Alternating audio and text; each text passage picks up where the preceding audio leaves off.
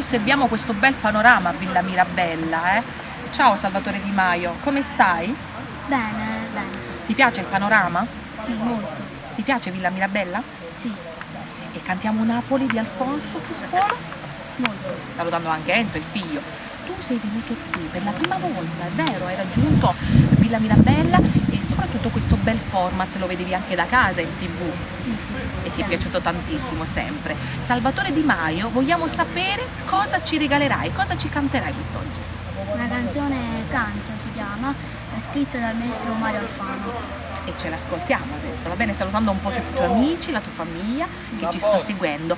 E come invece salutiamo i nostri amici da casa? Con Cantiamo Napoli!